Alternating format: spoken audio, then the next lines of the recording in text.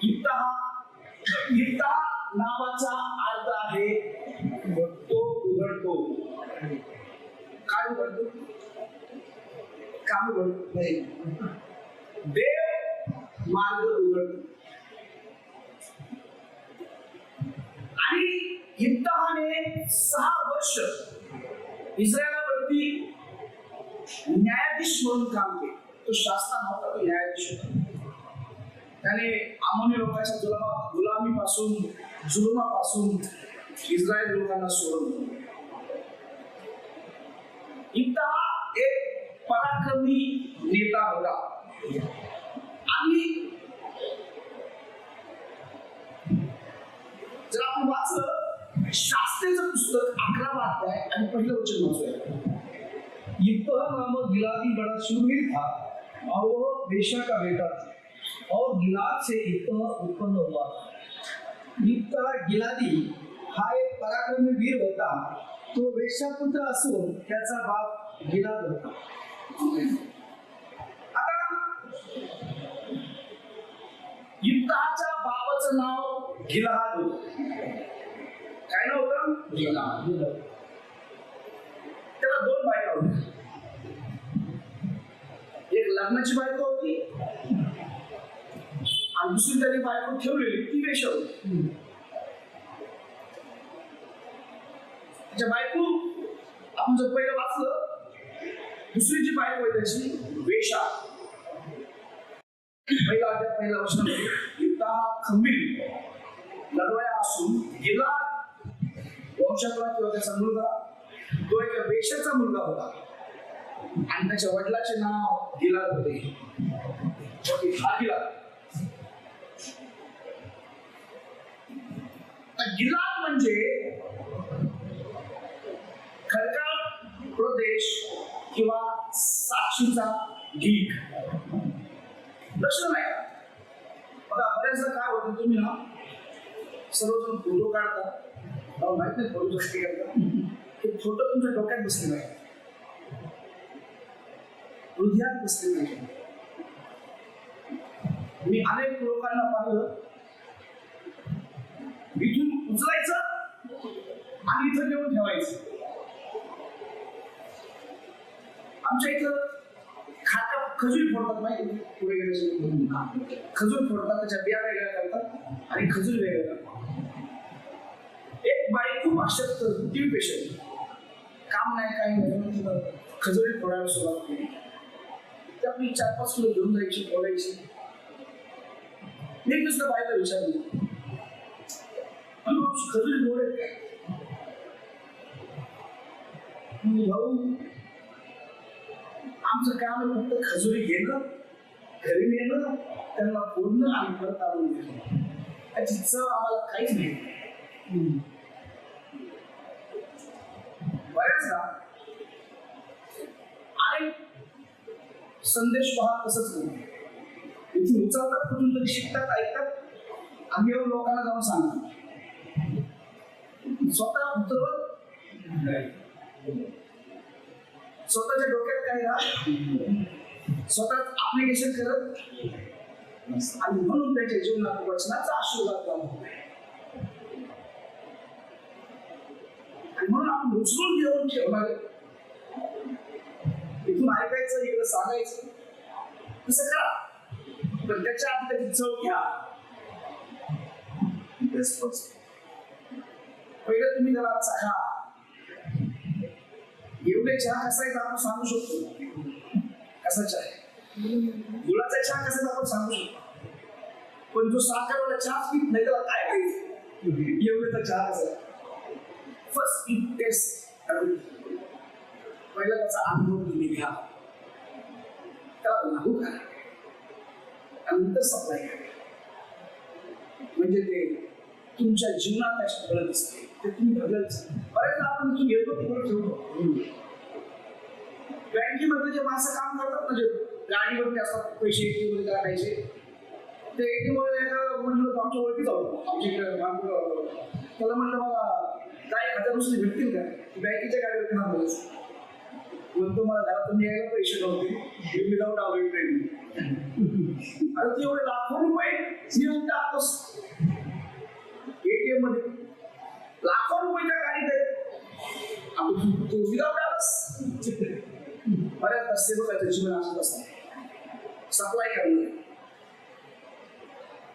त्याचा अनुभव तो स्वतः कधी म्हणून आशीर्वाद म्हणून वचनाचं फ्रूट जीवनात वचनाने भरलेलं दिसत आपण अगोदर त्याला आत्मसात करूया त्याच्या आपण घेऊया सांगायची गरज नाही लोक आपल्या जीवनात दिसतात लोकांना दिसतात है ना ऑटोमॅटिक असा बोलवत आहे उदाहरण आपल्या सगळ्यासाठी माझ्यासाठी आपल्यासाठी सगळ्यासाठी ऐकण्यासाठी पहिल्यांदा आपण त्याला आत्मसात करूया नंतर लोकांना सांगायची चव कशी ओके बरं गिलाद हा त्याचा अर्थ होतो साक्षीचा ढीग साक्षीदार माणूस मजबूत गड गिलाद हे शहर डोंगरामध्ये बसलेलं नगर होतं मजबूत स्ट्रॉंग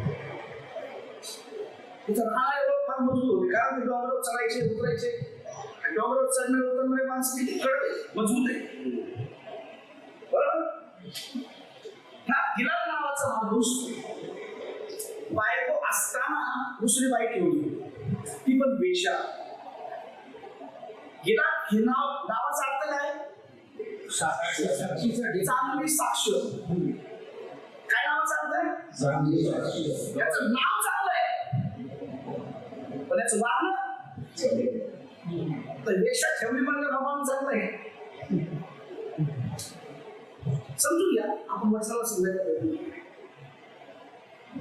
बऱ्याचदा आम्ही आमच्या नावाला जपायचा प्रयत्न करतो आम्ही कसं वागतो ते आम्हालाच नाही बऱ्याच लोकांना वाटतं माझं नाव चांगलं असलं पाहिजे माझं नाव मोठं असलं पाहिजे माझ्या नावाच्या समोर सर्व रेव्हरेंड बिशोप बडिशोप काहीतरी लागलं पाहिजे है की नाही मोठमोठे पद लागले पाहिजे डॉक्टरेट PhD है की नाही नाव मोठं आणि आमच्या गावाला एक म्हणे विक्षण मोठे बरोबर बऱ्याच लोकांचं नाव मोठं आहे पण त्यांचं वागणं खोट आहे गिलाद नावाचा माणूस ऍक्च्युअली मी शास्त्राचं पुस्तक वाचलं असताना फार जवळून मला ही गोष्ट बघायला मिळाली विचार करायला मिळाला गिलाद त्याच्या नावाचा अर्थ काढला ना बापरे चांगली साक्ष गुड टेस्टिमनी पण वागणं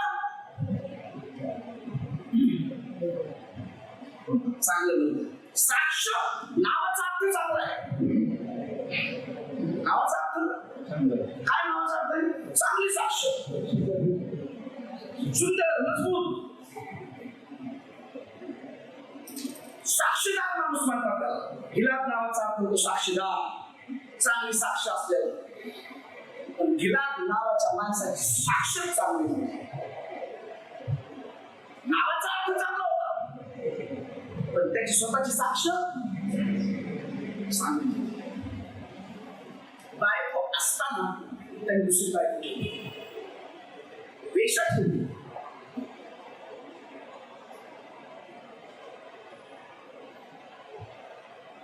आमच्या नावाचा अर्थ किती चांगला असेल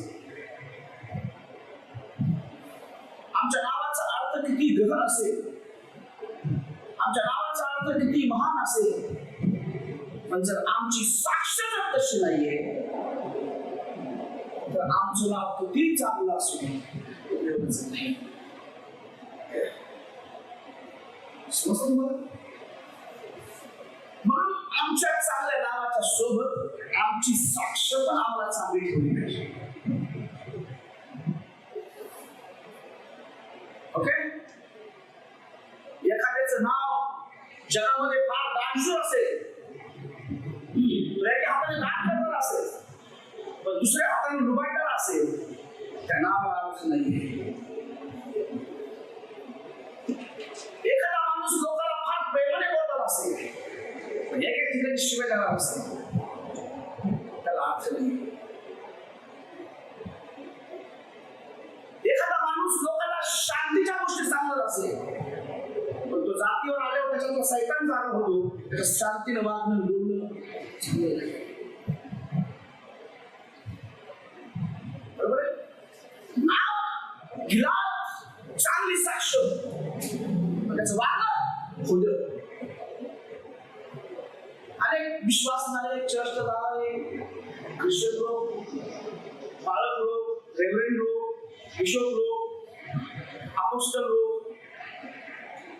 त्यांचं नाव खूप चांगलं आहे. बऱ्याच लोकांची साक्ष खराब झाली. आमची साक्ष देखील आमच्या नावाप्रमाणे जगणं हा गरजेचं आहे. एक बार तुमची साक्ष खराब झाली ना,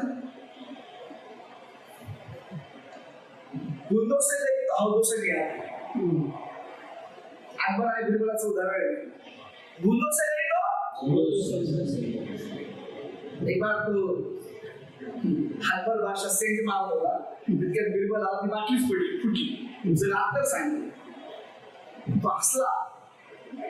बिरबलाचा अपमान झाला, अकबराचा अपमान झाला. अरे बिशप, त्याच्यासोबत माझा अपमान झाला. दुसऱ्या दिवशी त्यांनी मोठा हाऊस बांधलं, त्या हाऊसात सगळं आतर उठला, हाऊस भरून आणलं आणि बिरबलाला बोलवलं.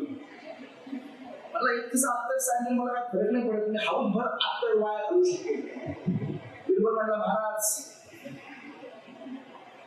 इतकंच आत्तर सांगून तुमची इज्जत गेली ना, आता हाऊस भर सांगून परत येणार नाही. बरोबर? हा महत्वाचं आहे. आमची साक्ष म्हणजे आमच्या लहान लहान गोष्टी. आम्ही एखाद्या लहान गोष्टीसाठी पटकन रागतो, राग मनात ठेवतो, तो राग आपल्याला येतो, खुन्नस काढायचा प्रयत्न करतो. लक्षात ठेवा, तुम्ही किती चांगले सेवक म्हणून वापरत असला, पण तुमची ती साक्ष बेकार असल्यामुळं तुमच्या सेवकपणाचं नाव खोटं आहे. समजतं काय देवाचं करायचं. आपल्याला लहान लहान गोष्टी आमच्या साक्षात ज्या आम्हाला बदनाम करतात, त्या गोष्टीला आम्ही बाजूला काढून ठेवतो पाहिजे. गेला तर काय गरज दुसरी बाईक करायची, त्याची लग्नाची बायको होती. ऍक्च्युअली त्याचं अगोदर नाव चांगलं होतं, नंतर दुसरी बायको ठेवल्यामुळे त्याचं तेच नाव बदनाम झालं. त्याची साक्ष कायम स्वरूपी स्थिर राहिलेली नाही, त्याची साक्ष बदनाम झाली. तिला नावाचा अर्थ चांगली साक्ष, दुसरी बायको ठेवल्यामुळे त्याची साक्ष बदनाम झाली. त्यांनी बाई ठेवली, पण आपल्या जीवनात भल्या पण बाई ठेवली, पण वेगवेगळ्या गोष्टी आमच्या जीवनात आहेत. आम्ही सेवक आहे मात्र सगळ्याच कोणी परिपूर्ण नाहीये, पण आपण प्रयत्न करू शकतो एक एक गोष्ट रिपेअर करायचा.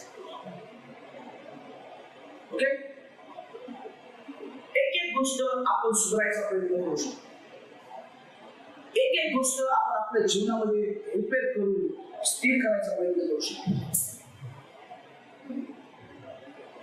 जरी तोंडात देवाचं नाव असेल आणि मनात कुणाविषयी राग असेल, डबल माइंड आपण जीवन जगू शकत नाही.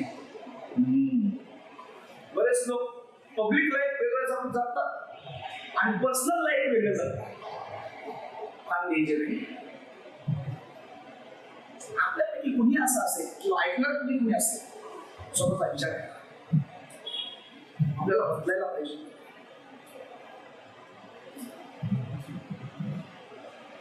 नाव बिशप आणि काम राक्षस मॅच नाही, मॅच नाही. आपलं मॅच एकत्र सारखंच असलेलं जीवन जगायला पाहिजे.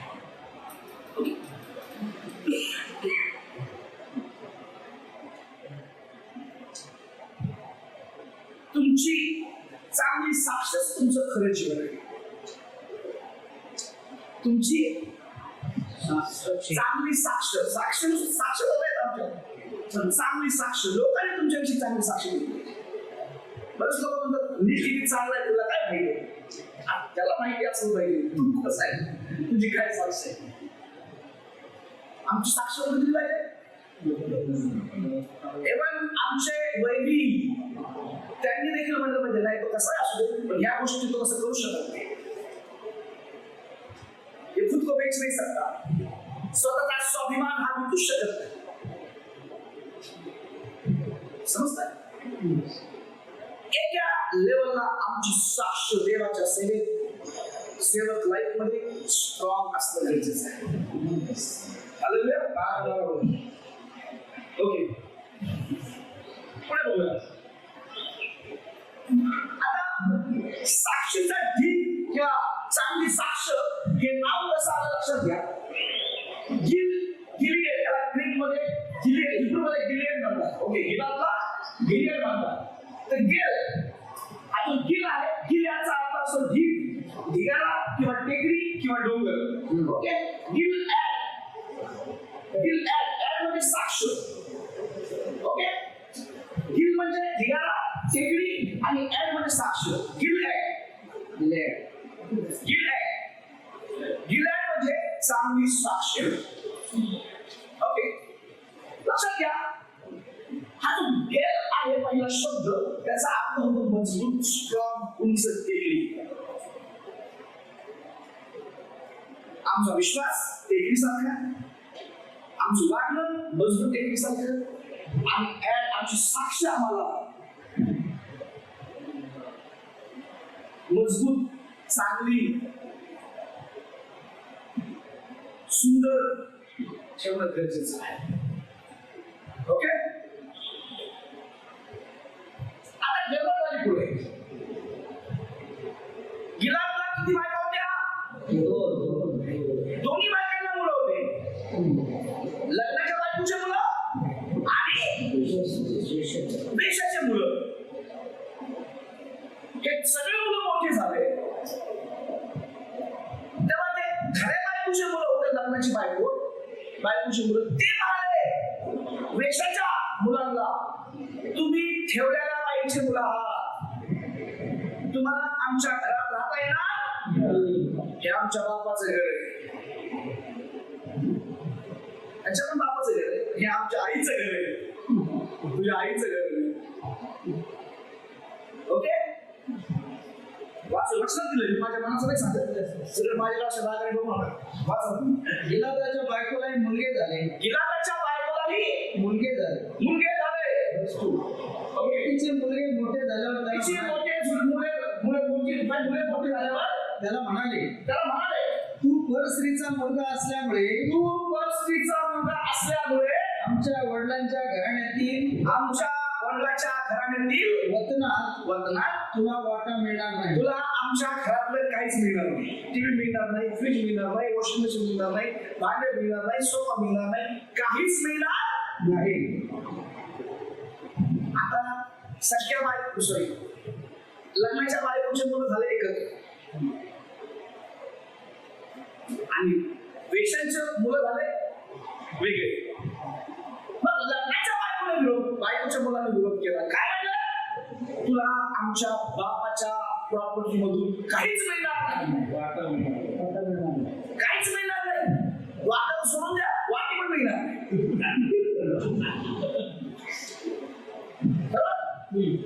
तुला जावं लागेल सोडून.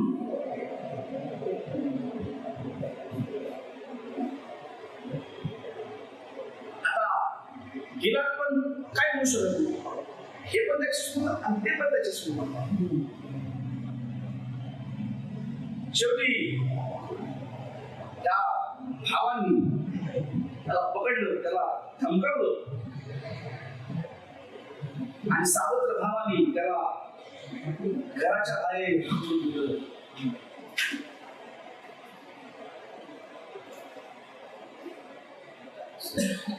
भाऊ विरोधात गेले,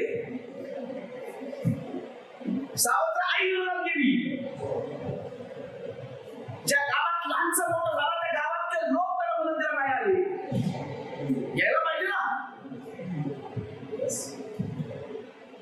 यायला पाहिजे नाही. ज्या मित्रांच्या सोबत तो लहानसा मोठा झाला, इथं त्या मित्र पण मदतीला नाही आले. भावाने विरोध केला, गावाने विरोध केला, समाजाने विरोध केला, मित्रांनी विरोध केला, नातेवाईकांनी विरोध केला. परिस्थिती विरोधाची झाली.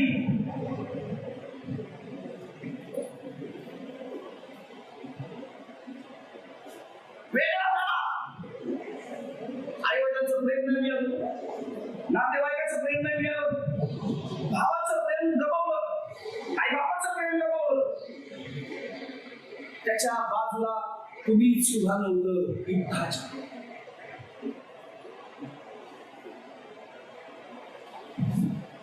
बऱ्याचदा लोकांच्या जीवनात अशी परिस्थिती येते, सगळं आमच्या विरोधात असतं. सगळे लोक एक वेळ अशी येते आमचा विरोध करतात, आमच्या बाजूने कुणी बघा. युद्धाने या परिस्थितीमध्ये देवा, जर तुम्ही कोणी अशा परिस्थितीमधून जात आहात, तुम्हाला कोणाचा सारा नाही, कोणाची आशा नाही, देवाच्या लोकांकडून या परिस्थितीमध्ये आम्हाला देवाकडे पाहिलं पाहिजे.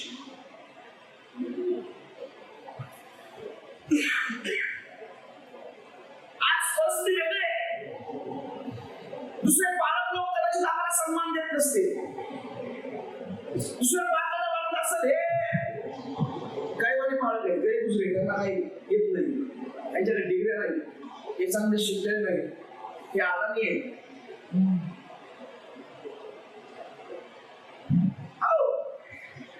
कदाचित मिनिस्ट्रीमध्ये, सेवकाईमध्ये दुसऱ्या सेवकांच्या समोर आमचं व्हॅल्यू कमी असेल. कदाचित आम्हाला लोक डावलत असतील. ख्रिस्ती लोक, मास्टर लोक, लीडर लोक, मोठमोठे जे चांगले शिक्षित लोक आहेत, कदाचित त्यांच्या समोर आमचं व्हॅल्यू कमी असेल. बरोबर? आम्हाला इज्जत नसेल, सन्मान नसेल, लोक आम्हाला प्रार्थना करायला पण चान्स नसतील. हरकत नाही. जे आज घडणार आहे ना, जे आज आपण ऐकणार आहोत ना, ते आम्हाला नाकारणाऱ्या लोकांच्या वर देवाची. तुम्हाला समजतं देवाचं? गेला का सख्या भावानी नातेवाईकांनी नाकारलं, त्याचा अपमान केला, त्याला सांगितलं तू आमच्यातला नाहीयेस. आज पालकांमध्ये, सेवकांमध्ये तशी स्थिती आहे. लोक पार्श्वनिक ग्रुप करतात, हे चांगल्या लोकांचा ग्रुप आहे, त्यांना घेऊ नका. बोलत नाही पण मनातून ती लॉबी आहे. जर तुम्ही नाकारलेले आहात, लोक तुम्हाला आराधी म्हणतात, लोक तुम्हाला कमी लेखतात, आजचं वचन तुमच्यासाठी. लक्षात ठेवा, आमच्या बोलण्यानं आम्ही मोठे होत नाही. आम्हाला किती बायबलचं ज्ञान आहे त्याच्यावरती लोक आम्हाला चांगलं समजत नाही. आमच्या सेवेच्या तत्वावर, आमच्या स्ट्रॅटेजीवर आमची व्हॅल्यू ठरली जाते. ओके? त्या युद्धाला भावाने नाकारलं म्हणजे तू आमच्यातला नाहीयेस. 3 नंबरच्या वचनामध्ये, तेव्हा युद्ध आपल्या बांधवांच्या भीतीने पळून गेला. युद्ध आपल्या बांधवाच्या भीतीनं पळून गेला आणि टोप देशात जाऊन राहिला. ओके, कोणत्या देशात? टोप नाही, टोप देशात, टोप देशात जाऊन राहिला. आजही टोप देश आहे. टोप देश गुंडागर्दीचा देश होता, गुंडांचा देश होता, दहशतगर्द देश होता. तिथे रिकाम टेकडे लोक त्याला मिळाले. कोणते लोक मिळाले? गुंडागर्दी कोण करतात? रिकाम टेकडे. राजकारण कोण करतात? रिकाम टेकडे. त्याला काम धंदे थोडी काम असणार आहे. रिकाम टेकड्या लोकांत जाऊन राहावं लागलं.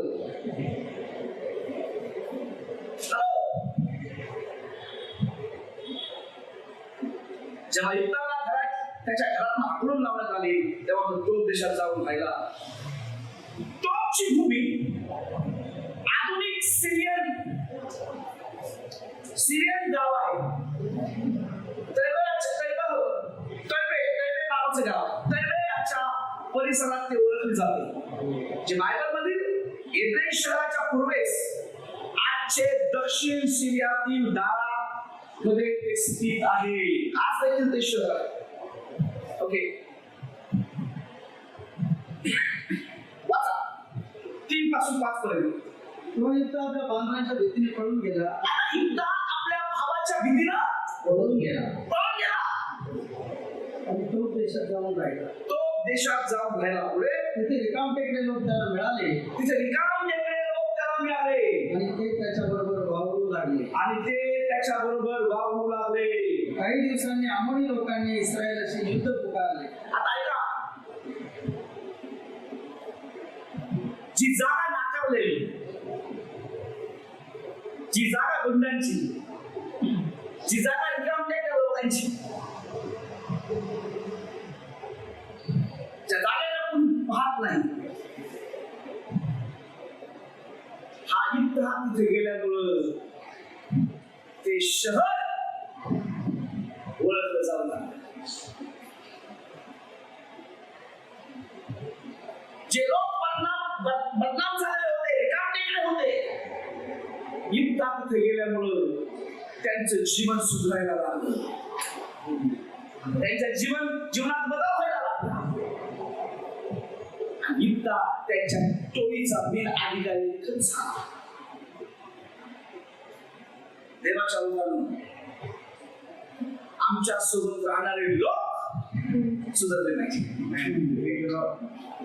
ज्या लोकात आम्ही जाऊ, ज्या गावात आम्ही जाऊ, ज्या समाजात आम्ही जाऊ, त्या शहरात आम्ही जाऊ, त्या शहरामध्ये बदल व्हायला पाहिजे. ज्या घरात आपण जाऊ, त्या घरात बदल व्हायला पाहिजे. लोकांनी म्हटलं पाहिजे, हा टपोरी मुलगा त्या पालकाच्या सोबत सुधारला. आमची ओळख समाज सुधारक पण असली पाहिजे. आमची ओळख लोकांमध्ये बदल करणारा असली पाहिजे. एक माणूस बदल घडवून आणू शकतो. एक माणूस इतिहास घडवू शकतो. आणि इतिहास घडवणाऱ्या लोकांची गरज देवा आहे. आणि म्हणून तुम्ही स्वतः साधारण समजू नका. जर तुम्ही ठरवलं, तुम्ही खूप मोठा इतिहास घडवू शकता. या युद्धाने तिथे जाऊन टोळ्या तयार केल्या. तुम्ही मोठमोठे ग्रुप तयार करू शकता. तुमच्यामध्ये ती जीव, ती आग असली पाहिजे. देवाच्या लोकांना युद्धामुळे तिथले लोक सुधारले. आणि काही दिवसाच्या नंतर काय झालं, वाचा तुम्ही 6 नंबरचं. काही दिवसात अमोरी लोक इस्रायलाशी लढू लागले तेव्हा गिलाद येथील वडील युद्धाला आणण्यासाठी तोफ देशी गेले. 6 ते युद्धाला म्हणाले, चला आमचे 7 नंबरचं वचन काय म्हणतं, अमोरी लोक इस्रायल. आता काय झालं, इस्रायलावरती कुणी स्वारी केली, अमोरी, हित्ती, परिजी, हे लोक आहेत. ज्या लोकशाही अभ्यास करतात तुम्हाला हे सगळे लोक दिसतील. अमोरी लोकांनी इस्रायलावरती युद्ध केलं, युद्ध चाललं. आणि इस्रायलच्या लोकांना वाटलं, आता आम्ही, इस्रायलच्या लोकांना वाटलं आम्ही जिंकू शकणार नाही. आम्हाला एक चांगल्या मजबूत योद्ध्याची गरज आहे. आणि त्याला माहिती होतं, लहानचा मोठा त्याच्यासोबत झालेला शूरवीर, मागं पाहणारा नेहमी लढवया आमच्यामध्ये एक होता. त्याचं नाव गिलादमध्ये एकदा होता. आणि त्याला तर गावाने हाकलून दिलं. आता हे गाव युद्धाला शोध नाही आणि युद्धाच्या जवळ गेलंय. आज जे लोक तुम्हाला नाकारतायत, उद्या हे लोक तुमच्याकडे येतील. मला चांगला अनुभव आहे. ज्या ज्या लोकांनी मला नाकारलं, चांगले प्रतिष्ठित लोक, तेच लोक माझ्याकडे मदत मागायला. ज्यांनी मला उभं नाही केलं, आज ते मला स्पॉन्सरशिप धडे माझ्याकडून शिकवले.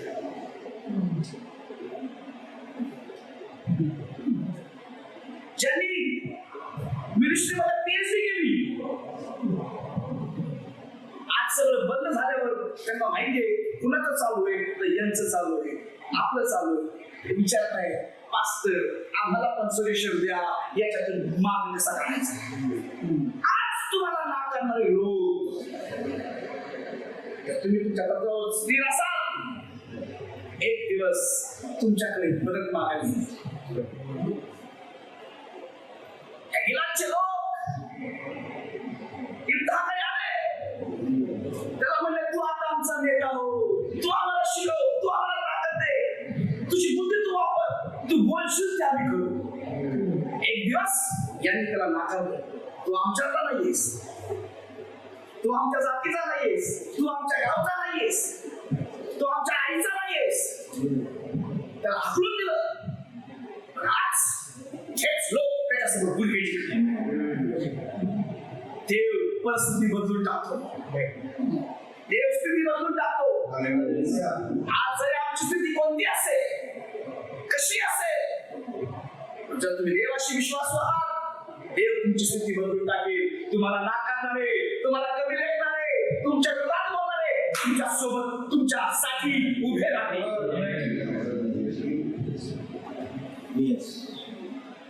बदलून टाकेल देव सगळं, ती स्थिती बदलून टाकेल.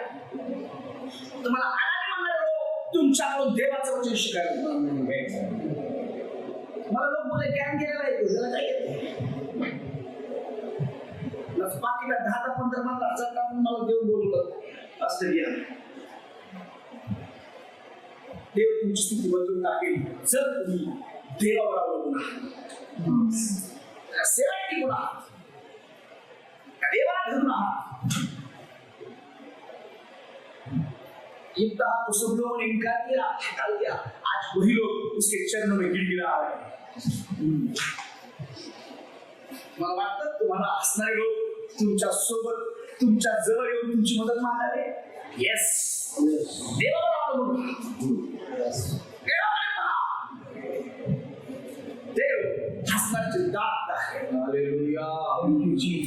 तुमचा अपमान करणाऱ्याला दाखवून देईल तुम्ही किती सन्मानाचे आहात.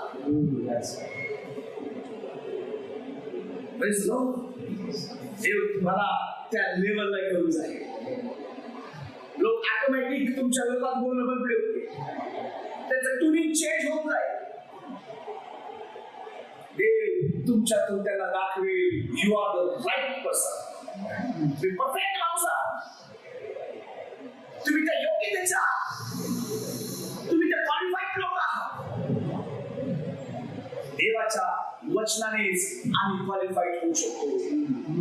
भले तुम्ही डॉक्टर नाही होऊ शकत, इंजिनियर नाही होऊ शकत, मास्टर नाही होऊ शकत, पण देवाच्या वचनाचा गहन अभ्यास करून तुम्ही मोठमोठ्या लोकांना देवाच्या वचनाचं रहस्य शिकवणारे लोक आहात.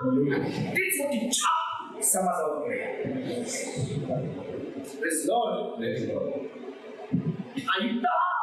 आपल्याला नापासाला हाकलून दिला, ज्यांनी हाकललं आज त्याच्या पायाजवळ घडत नाही. काय म्हणतो माहिती का, आता गरज लागली काय पाहिजे तुम्हाला आवाचा आपण लोकांची युद्ध करू. गिलादाच्या वडील जणांना म्हणाला, तुम्ही माझा द्वेष करून मला आपल्या बापाच्या घरातून हाकून दिले होते. तुम्ही मला हाकलून दिलं होतं काय, आणि आता कशाला आला? आता कशाला आला तुम्ही माझ्याकडे? संकटात काढलं म्हणून.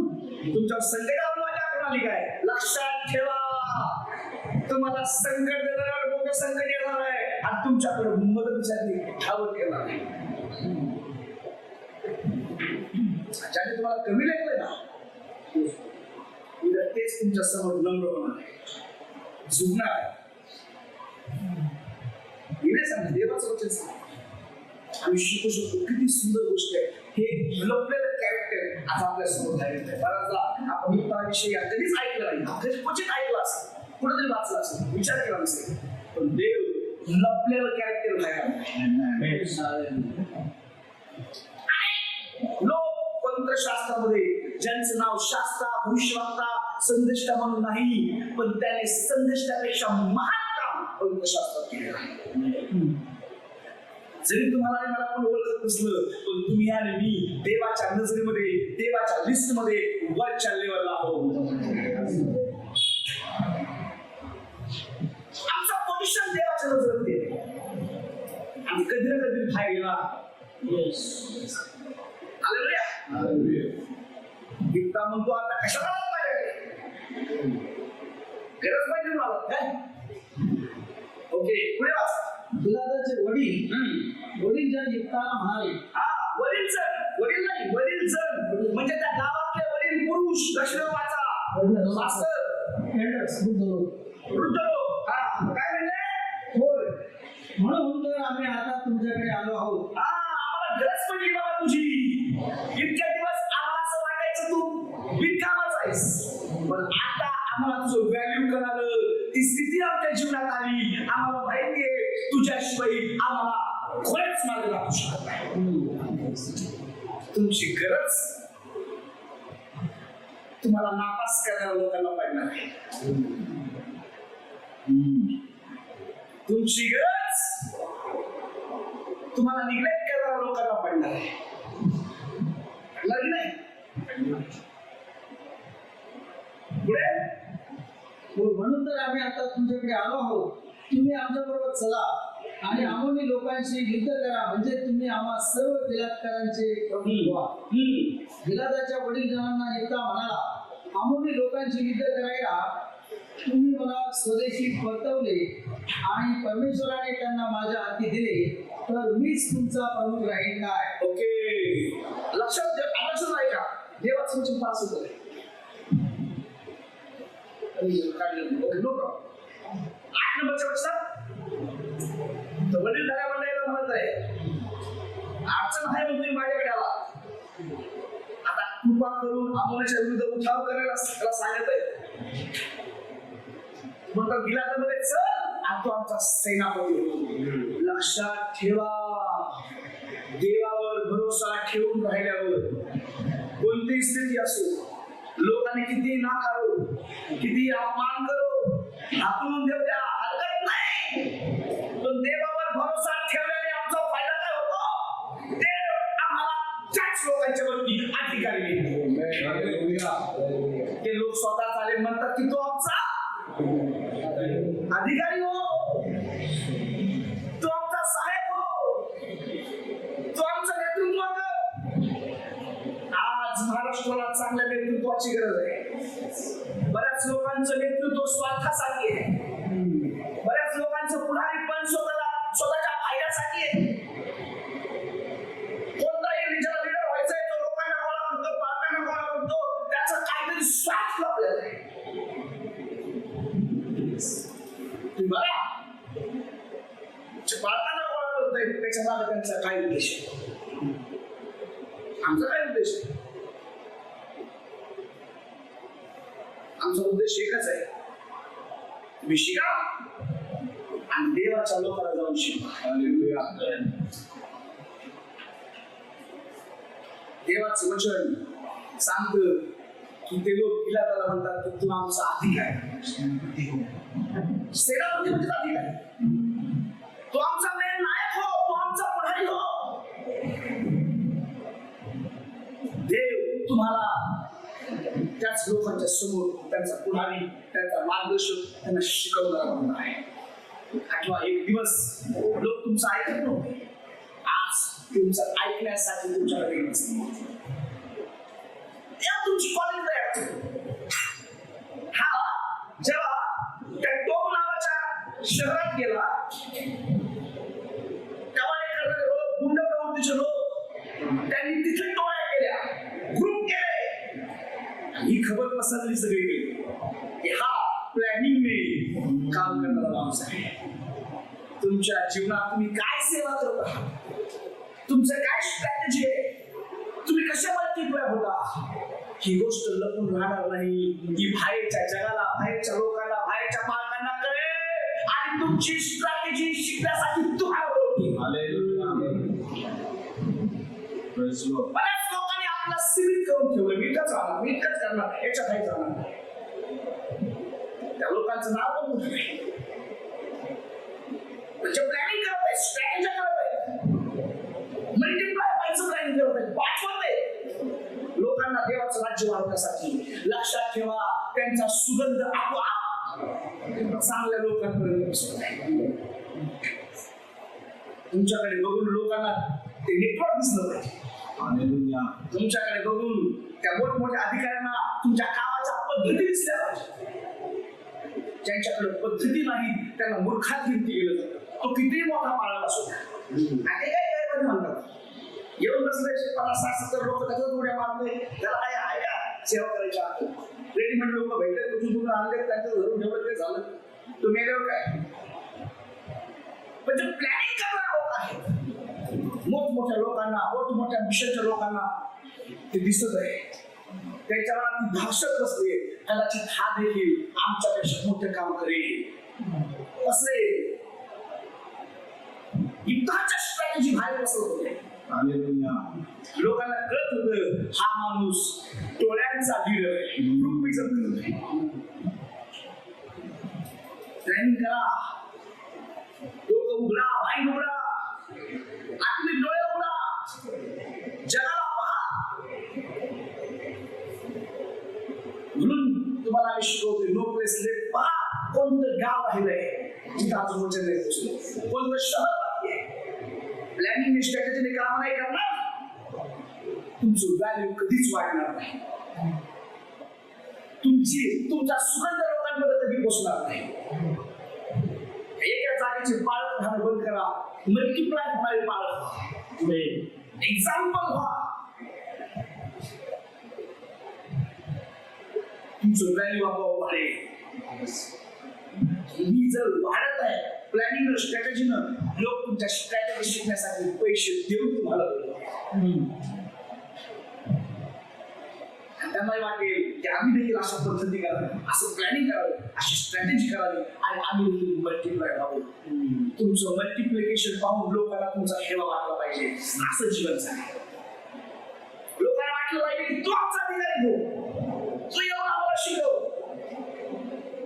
ते किती मोठे, किती तिकडे ते महत्वाचं नाही. तुम्ही आज जे प्लॅनिंग करत आहात, ग्रुपिझम करत आहात, वाढत आहात, ते फार महत्वाचं आहे. एकदा परक्या देशात जाऊन, परक्या लोकांमध्ये राहून स्ट्रॅटेजी करणारा माणूस त्याच्या कामाचं त्याच्याकडे प्लॅनिंग होतं, नियोजन होतं, आणि म्हणून तो शक्तिशाली पराक्रमी योद्धा ठरला. तुम्ही दिसता कशा ते महत्वाचं नाही, तुम्ही काय करत आहात ते फार महत्वाचं आहे. नाव महत्वाचं तुमचं असू द्या, पण ही तुमची साक्ष असू द्या की हा माणूस मल्टिप्लाय होणारा माणूस आहे.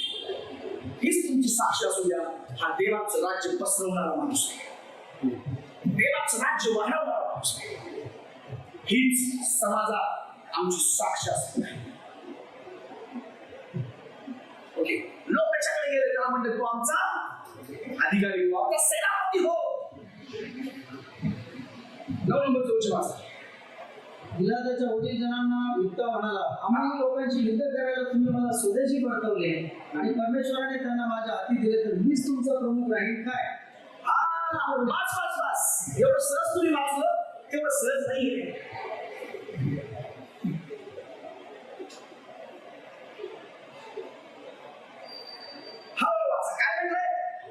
गिलादाच्या वडीलजनांना युद्धा म्हणाला, अमोनी लोकांचे युद्ध करायला तुम्ही मला स्वदेशी परतवले आणि परमेश्वराने त्यांना माझ्या हाती दिले, तर मीच तुमचा प्रमुख राहील काय? तर नंतर नाही तर अगोदरच आहे, माझ्या हाती दिले तर वाचा, माझ्या हाती दिले वाचा तर वाचाल.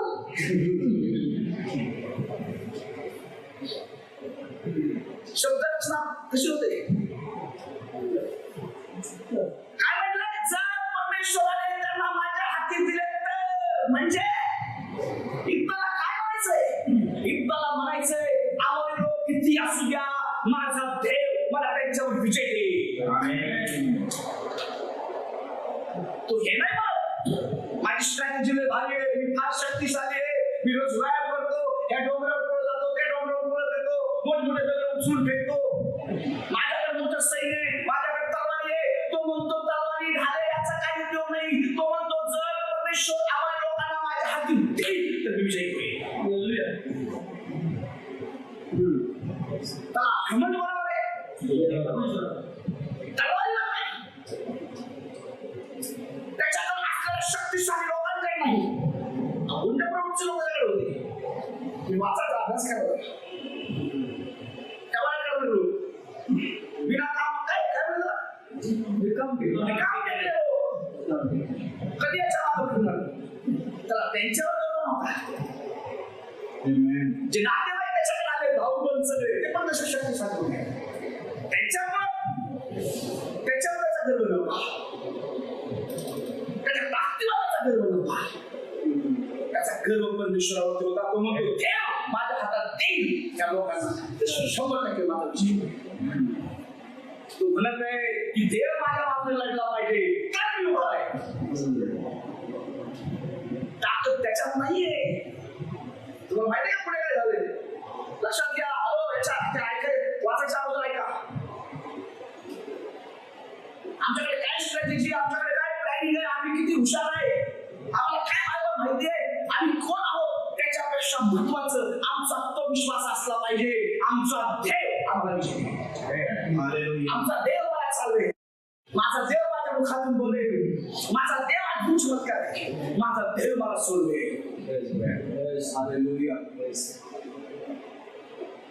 खाते नहीं वो धोखा किसी भी मुकाम पर, क्योंकि करते हैं जो भरोसा खुदा के खिलाफ. जो खुदा के खिलाफ पर भरोसा करते हैं धोखा नहीं खाते. Praise God. वचनों पर भरोसा करते हैं, त्याचा विश्वास देवावर आहे. ज्याला असं वाटतं की हे वचन देव परमेश्वर मला जिंकून देईल, तो माणूस कधीच हारणार नाही. त्याचा वचनावर विश्वास आहे ना, तो वचन बिनधास्त सांगतो. काही चालत नाही, बाराखडी बोलत नाही तो. जर तुमचा विश्वास वचनावर आहे, you will speak strongly, boldly, directly. आमचा विश्वास नाही त्याच्यावर, भीती वाटते, खरं बोलतोय का खोटं बोलतोय, लोकांना पटेल का नाही पटेल. तर तुमचा विश्वास त्याच्यावर आहे तर तुम्ही डायरेक्ट बोलणार, बिनधास्त बोलणार. ऐकण्याचे कान फाटल्या फाटणार. तर देवाचं वचन तू हलका व्हायसारखं आहे, ते हलत मजा हृदय याला भेटून जाणार नाही. त्याच्यावर आमचा विश्वास पाहिजे.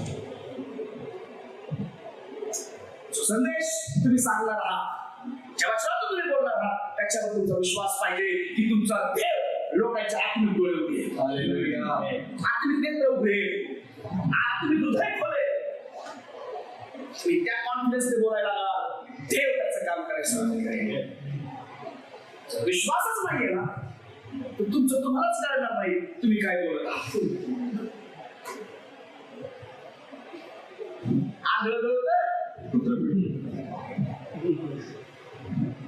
माहित नाही काय चाललंय, पण जर तुम्ही कॉन्फिडन्स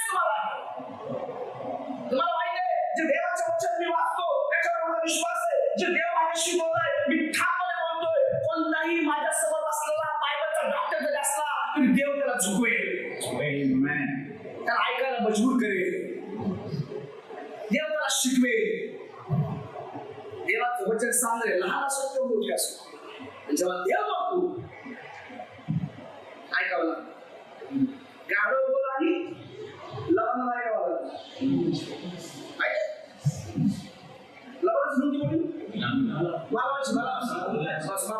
नव्हती बोली, गाढव बोली की नाही. आता बाळासाहेब उदाहरण सांगितलं, इस्रायलची छोटीशी मुलगी बोलली नामाच्या राशीला, बरोबर बायकोला तिथे जाऊन सांगितलं, तिथे जाऊन सांगितलं की असं समजून घे. जेव्हा देव बोलतो ना आपल्याच्या द्वारे, सगळ्यांना शांत राहावं, ऐकावं लागतं, ते कामाला करावं. माहिती ना, सत्तर पिघलते, पहाड़ फिर रात्रि, जब तू बात करता है, पहाड़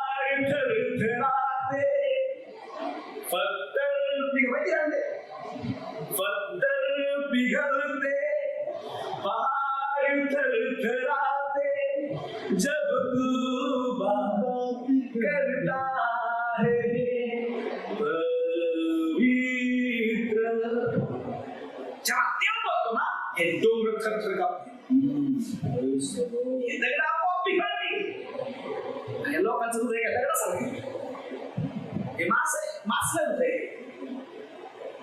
देवाच्या वचनावर तुमचा विश्वास आहे, तुम्ही ठामपणे बोला, त्या विश्वासानं बोला. लोकांच्या हृदयात काम करायचं.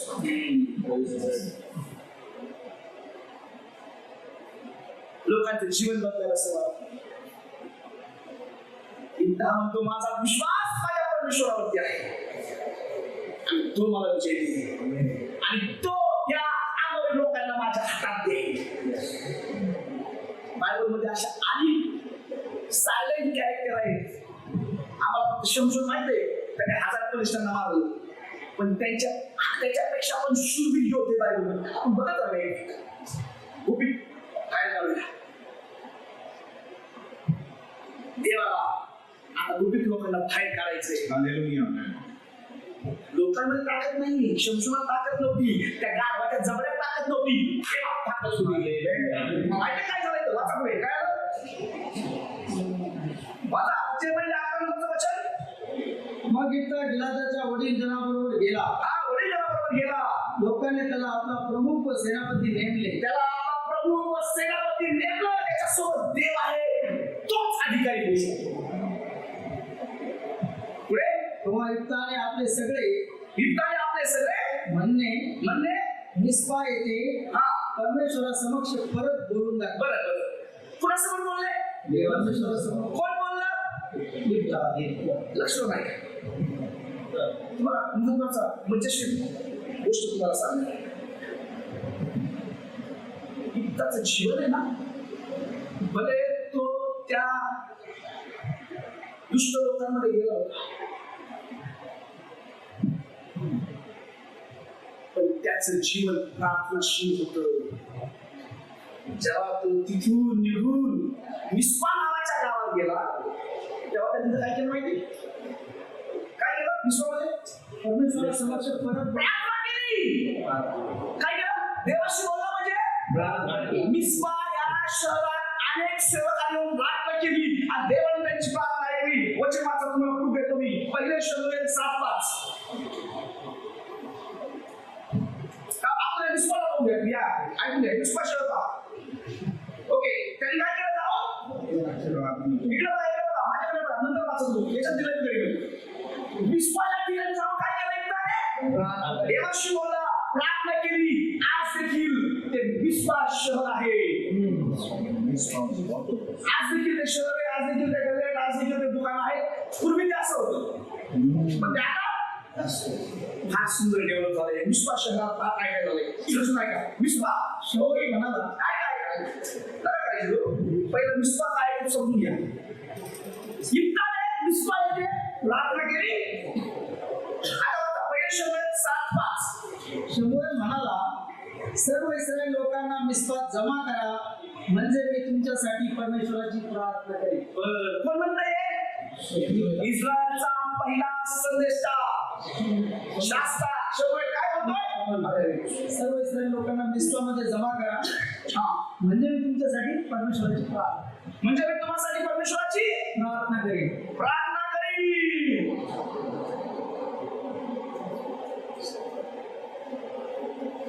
शमूएल काय केलं? युद्धाला जाण्याच्या अगोदर लोकांना फोटोज काढून देऊ. माझ्याकडे लक्ष नका देऊ. तुम्हाला समजतं का नाही? काय देवाचं काय सांगितलं? आपण कोणी प्रार्थना केली? पुढे प्रार्थना केली. राकेश भाई सुनो, कितना प्रार्थना किया?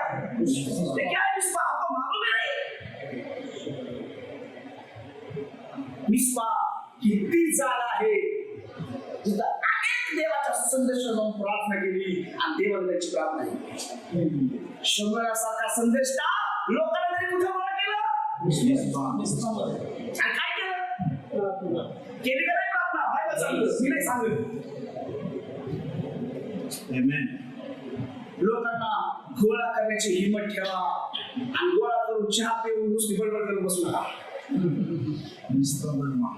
तुझं हे असं माझं ते कसं त्याचं ते कसं पैसे नाही घराने सामने मात करा. प्रार्थना पाहिजे पहिले प्रार्थना सुरू झाली की झोपायला बघितलं कुणाचा प्रॉब्लेम माहिती तो समोर पाहिजे त्याचा प्रॉब्लेम. तुमच्या समोर लोक झोपतात याचा अर्थ तुमचं त्याचं काहीतरी खटकलेलं आहे किंवा तुम्ही जे सांगता त्याला पटत नाही किंवा त्यांना असं वाटतं की तुमच्यापेक्षा स्मार्ट आहे.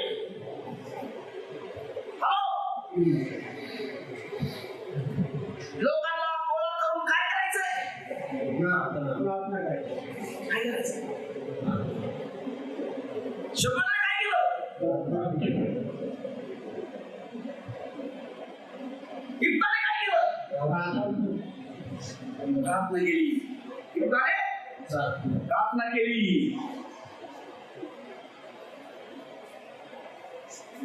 तुमच्या प्रत्येक युद्धासाठी तुमचा विश्वास देवावर पाहिजे. कोणतीही परिस्थिती असो तुमचा विश्वास तुम्हाला तुमच्या जीवनातला प्रत्येक प्रसंग देवाला सांगता येईल पाहिजे. तेव्हा तुम्ही त्याच्यावरती विजय घेऊ.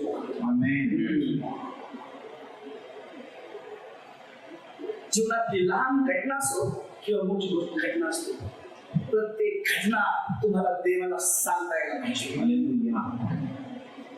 प्रार्थनेच्या द्वारे देवाला कळवता यायला पाहिजे. शमूएलने कळवलं, इप्ताने कळवलं आणि प्रार्थना केली. कोणतं वचन वाचलं? ओके वाचा.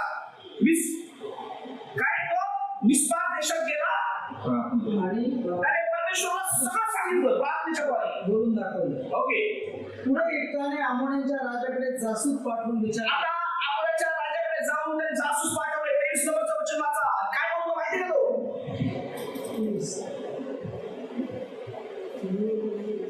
इस्रायलचा देव परमेश्वराने आपली प्रजा इस्रायल हिच्याकरता अमोऱ्यांना घालून दिली आणि आता तू त्यांच्या प्रदेशावर हक्क गाजवायला बघतोस काय?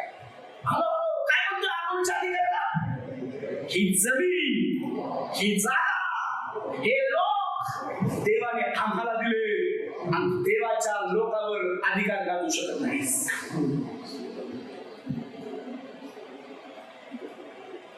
हे बोलण्यासाठी हिंमत पाहिजे. हा आंबोऱ्याच्या सरदाराला जाऊन बोलतोय. काय म्हणतोय? वाचा पण नाही एवढं लक्षात नाही वाचा समजेल तुला. इस्रायलाचा देव परमेश्वर याने आपली प्रजा इस्रायल यांच्याकरता इस्रायल प्रजा यांच्याकरता अमोऱ्यांना घालून दिले. ऐका कोणासाठी अमोऱ्यांना हाकललंय? इस्रायलच्या लोकांसाठी त्याने अमोऱ्यांना हाकललंय. आणि आता तू त्यांच्या प्रदेशावर हक्क गाजवायला बघतोस. आणि हक्क गाजवायला बघतोस काय रे? इतकी हिंमत आहे का तुझी देवाच्या लोकांवर राज्य गाजवायला? जे लोक देवाने तुम्हाला दिले, जे घर देवाने तुम्हाला दिले, जे काही देवाने तुम्हाला दिले त्याच्यावर देवाचा तुम्हाला म्हणायला पाहिजे देवा जे काही माझ्याकडे आहे ते तुझं आहे. माझं घर तुझं, माझी गाडी तुझी, माझे लेकरं तुझे, माझं जीवन तुझं, तुझाच अधिकार माझ्यावर असू दे. आज बऱ्याच लोकांच्या जीवनावर देवाचा नाही सैतानाचा अधिकार आहे. म्हणून सैतानासारखे वागतात. आमच्या जीवनात कोणाचा अधिकार आहे?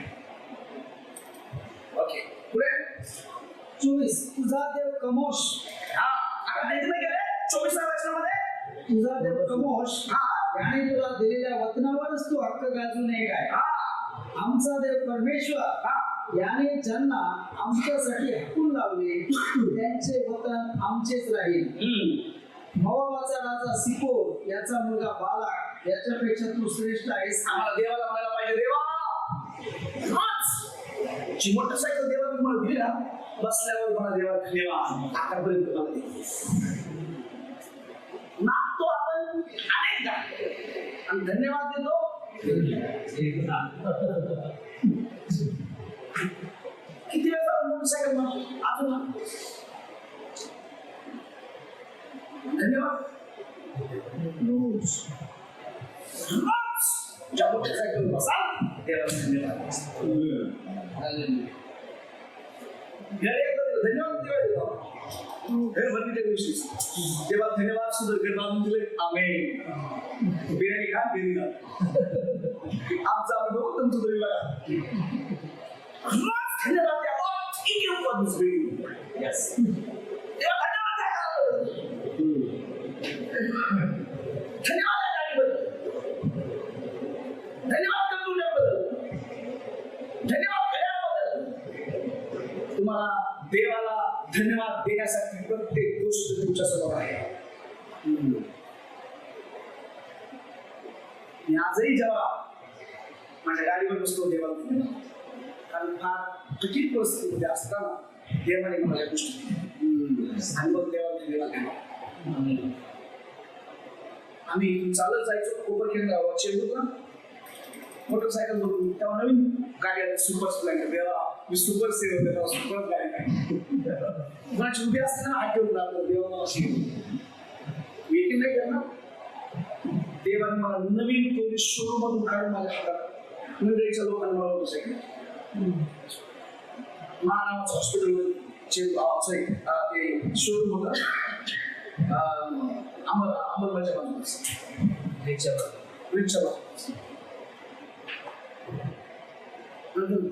काय बिलकुल झालं देवा मला गाडी वेटिंग नाही करणार. कोणीतरी गाडी घेतली वर्ष दीड वर्ष अशी ठेवली चालवली नाही आणि दीड वर्षातून विकली. देवा नाही खूप प्रॉब्लेम आहे. अचानक कोणतरी आलं म्हणजे आम्ही पर्यंत पैसे घेऊ बाकीचे तुम्ही टाकून गाडी घ्या. आम्ही हात ठेवून आता मी मला दुसरी प्रार्थना करतो देवा मला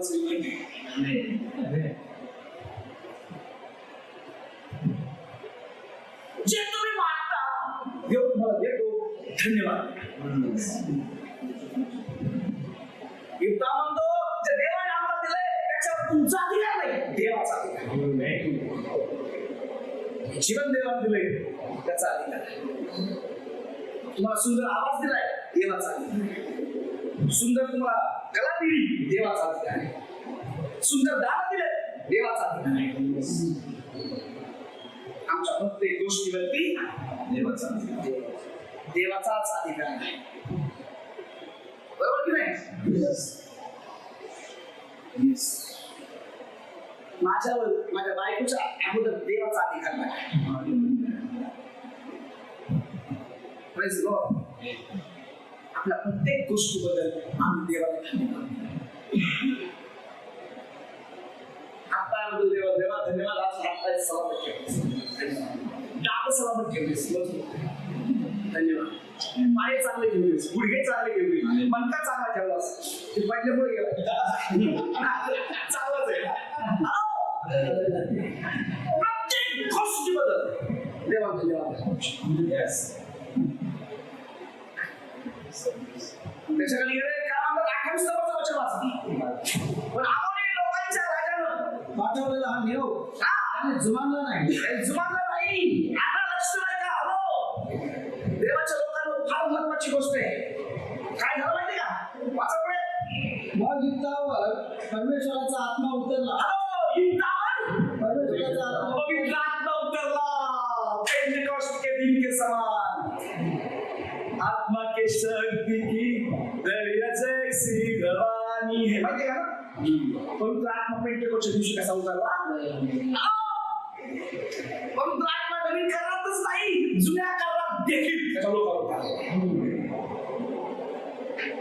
देवाचा पवित्र आत्मा त्याच्यावर उतरला आणि आमोरी लोकांना हरवलं. म्हणजे पुढे आमोरी लोकांना हरवलं युद्धाने की पवित्र आत्माने? पवित्र आत्माने हरवलं.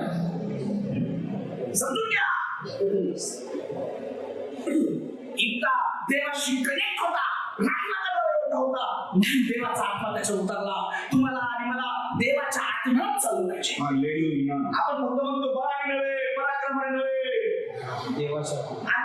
आधीच देवाचा आत्मा युद्धावर उतरलाय. अद्भुत गोष्ट आहे.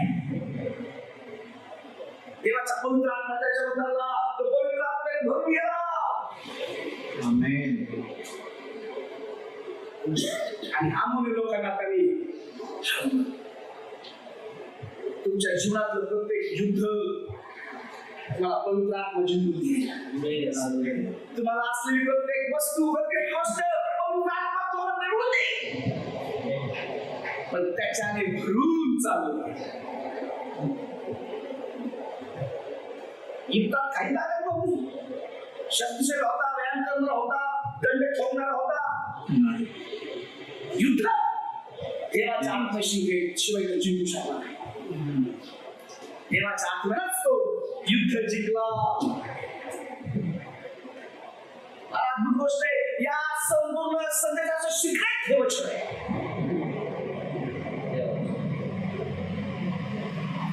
देवाच्या आत्म्यानं भरण्यासाठी रोज प्रार्थना करा. देवाच्या सामर्थ्याला भरण्यासाठी रोज प्रार्थना करा. गीता वयाच्या समोर जाऊन देवाची प्रार्थना करा आणि देवाचा आत्मा त्याच्यात.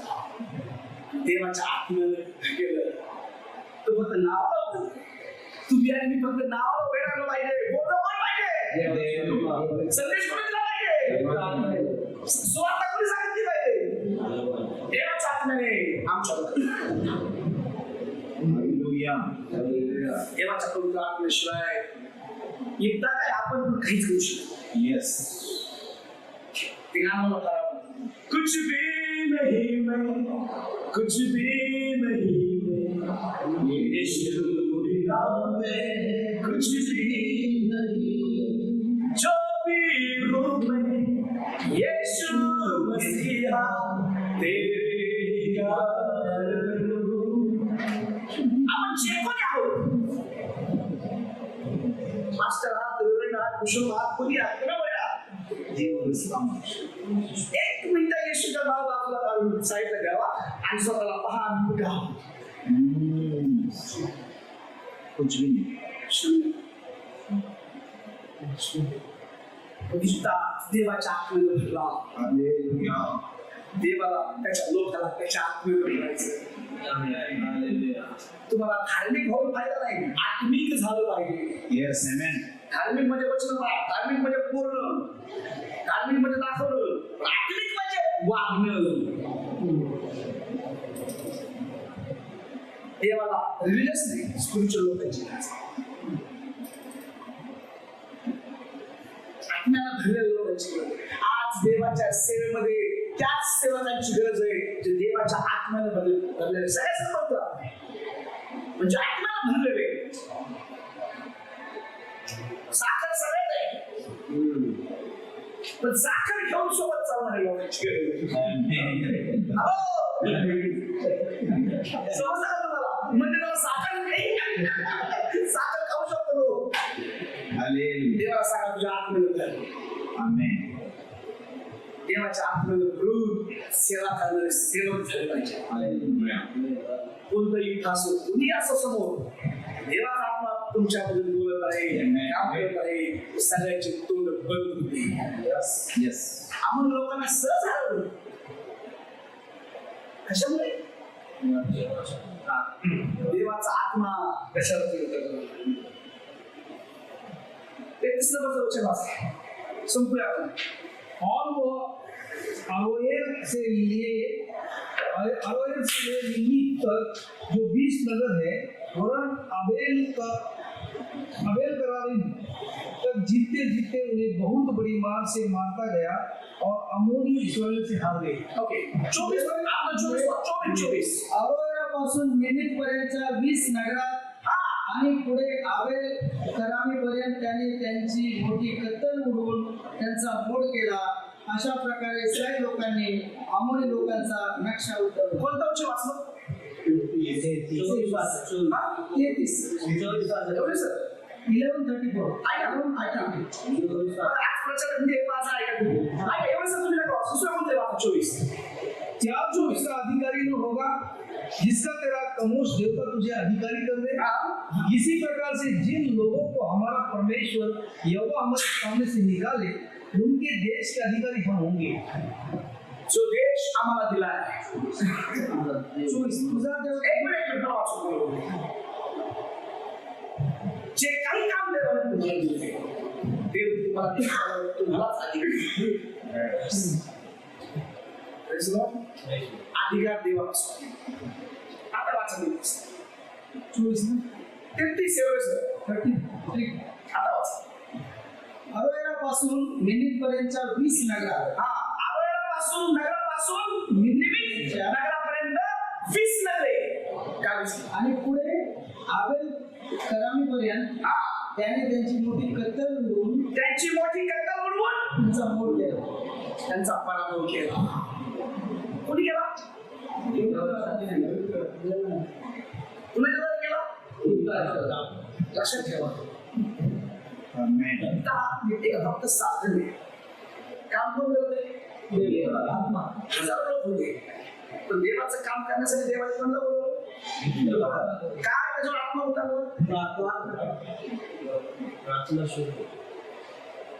प्रार्थना, देवावर भरोसा. बघा, काही महत्वाच्या गोष्टी होत्या, काही प्रश्न आहेत तुमच्यासाठी. इफ्ताच्या भावाने त्याला हाकलून लावले. इफ्तानं त्याच्या परिस्थितीमुळे त्याचं आयुष्य उद्ध्वस्त. पहिली गोष्ट, इफ्ताच्या भावाने त्याला हाकलून दिलं. मला सांगा, इफ्ताच्या भावाला माफ केलं का? म्हणून तो त्याच्यासोबत तो गेला. आज त्या पास्टरने सांगितलं माफ करण्याविषयी. इफ्तानं त्याच्या परिस्थितीमुळे त्याचं आयुष्य उद्ध्वस्त केलं का? बरेच लोक म्हणतात, अरे काय जीवनात जरूर फायदा नाही, मंडळी लोक नाही, लक्ष्मण घेत नाही, सेवा करून फायदा नाही, तुम्ही ऐकत नाही, बायको ऐकत नाही, काय करायचं? इफ्ताने भयानक स्थितीमध्ये स्वतःच आयुष्य उद्ध्वस्त करून घेतलं का?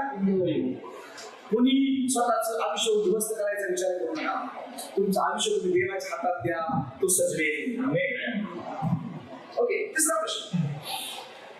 गिलादचा नेता होण्यापूर्वी इफ्तानं त्याच्या भावाला माफ केले असे तुम्हाला वाटते का? पहिल्या प्रश्नाचं वाटतं का? येस.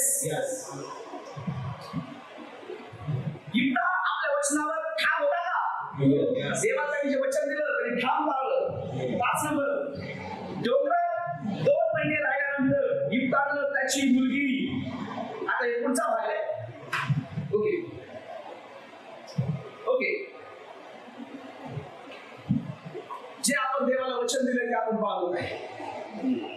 माझी विनंती तुम्हाला, पुढचा शास्त्रभाग तुम्ही वाचा. तो खूप खुश झाला आणि युद्धाच्या नंतर घरी गेला. त्याची मुलगी नाचत वाचत आली, पण त्याने देवाला अगोदर वचन दिलं होतं. काय वचन दिलं माहिती? समर्पण. जो माझ्या घराच्या बाहेर पडला येईल त्याचं समर्पण तुला करेल. हा भाग कदाचित तुम्ही भेटला तर आपण पुढच्या वेळेस बोलूया. नाही तर तुम्ही घरी अभ्यास करा आणि जेव्हा याची संदेश तयार करताना तरी करा. मग इथे वेळ भेटला तर तुम्हाला याच्यावर बोलावं लागेल. इफ्ताच्या जीवनातून आम्ही अनेक गोष्टी शिकू शकतो. देवावर पुरेपूर विश्वास, प्रार्थनाशील जीवन, प्रत्येक गोष्ट देवाला कळवणं, देवाच्या आत्म्याला धरून चालणं. आम्हाला इफ्ताच्या जीवनातून अनेक गोष्टी आपण आज शिकलेलो समजून घेतलेल्या आहे. हा इफ्तासारखं जीवन जगायला आवडेल जे देवावर भरोसा ठेवला आहे, प्रार्थना करणार आहे, आज्ञा पाळणार आहे. Praise Lord. देवा करो तुम्हाला या वर्षातून आशीर्वाद देऊ.